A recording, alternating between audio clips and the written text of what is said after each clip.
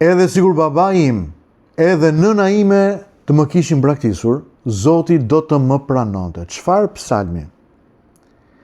A dini që ka plak që syt njerëzor nuk i shohin? Nuk janë plak të trupit, por të shpirtit njerëzor. Një nga plagët më të thella që mund të përjetojë njeriu është ndjenja e braktisjes. Të ndihesh i braktisur, i harruar, vetëm kur zemra ka nevojë më shumë se çdo gjë për një përqafim. Davidi zgjedh shembullin më ekstrem që mund të imagjinohet, edhe nëse babai do të braktis. Zoti nuk do ta bënte kurrë këtë. Ai nuk po thotë se prindrit e tij kishin braktisur, por është duke ndërtuar një kontrast kaq të fuqishëm për të treguar besnikërinë absolute të Zotit.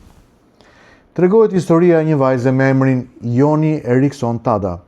Në moshën 17 vjeçare, kjo vajzë përballet me një aksident fatal në jetën e saj, kështu paralizohet dhe është e detyruar që të kufizohet nga pothuajse gjithçka në jetën e vet.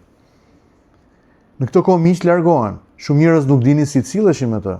Madje edhe ata që e donin nuk e kuptonin dot dhimbjen e saj.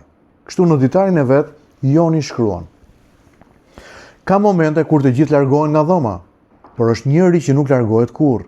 Krishti nuk del asnjëherë nga dhoma e vuajtjes. E pra miku im, ky është premtimi i Psalmit 27. Kur çdo derë mbyllet, dera e Zotit mbetet e hapur.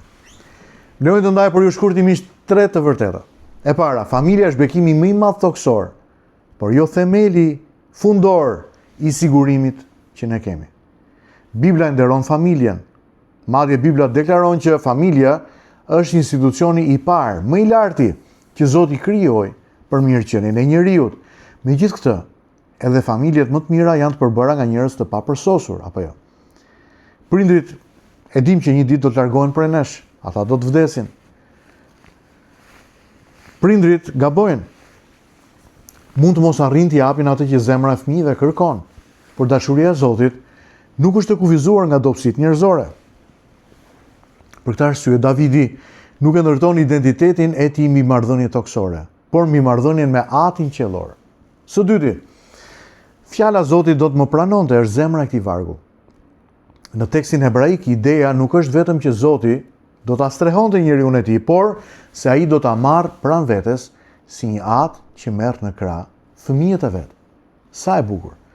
Njerëzit mund të refuzojnë. Shoqëria mund të të etiketojë.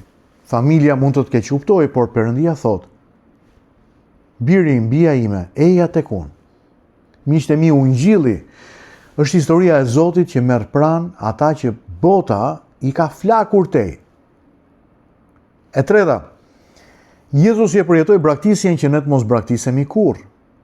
Në kryq, Jezusi thirri: Perëndia im, pse më ke braktisur?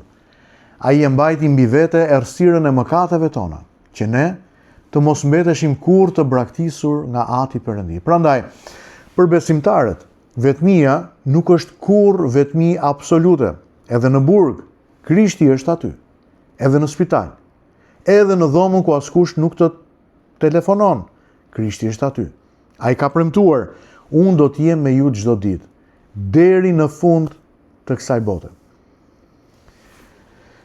Ky psalm flet në mënyrë të veçantë për disa njerëz. Ti mund të jesh njëri prej tyre. Psalmi flet për ata që janë rritur pa dashurinë e një babai. Flet për atë person që është plagosur nga ndjenja e thellë e braktisjes dhe refuzimit. Flet për të moshuarin që ndihet i harruar, për besimtarin që mendon se të gjithë e kanë lënë vetëm. Pra miku im, mesazhi i psalmit është mos e i qartë.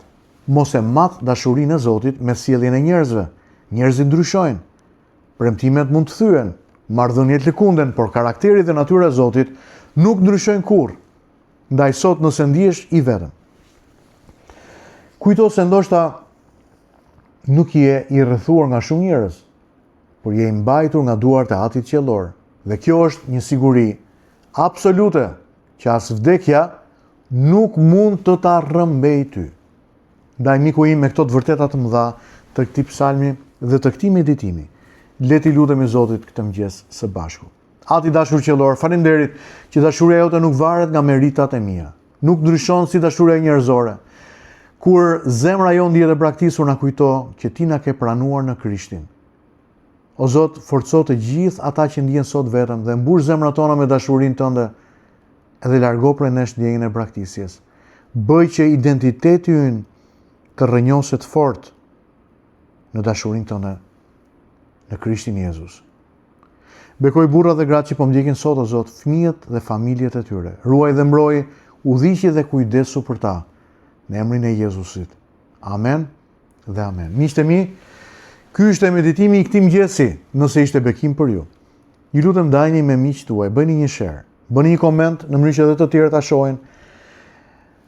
Zoti ju bekoft, paçi një super ditë bekuar nga Zoti.